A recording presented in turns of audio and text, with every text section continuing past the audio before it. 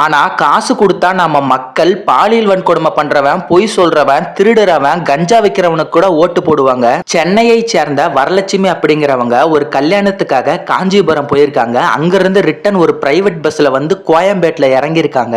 அப்படி வந்து அவங்க இறங்கும் போது அவங்க வச்சிருந்த 4 பவுன் தங்கம் காணாம போயிருக்கு. உடனே வரலட்சுமி போலீஸ் ஸ்டேஷன்ல கம்ப்ளைண்ட் கொடுத்திருக்காங்க. உடனே போலீஸ் வரலட்சுமி வந்த பிரைவேட் பஸ்ல இருக்க கேமரா எடுத்து பாக்குறாங்க. அப்படி பார்க்கும்போது வரலட்சுமி தண்ணி பாட்டில் வாங்க கீழே இறங்கும் போது வேற ஒரு பெண் வரலட்சுமியோட பைய எடுத்துட்டு போயிருக்காங்க.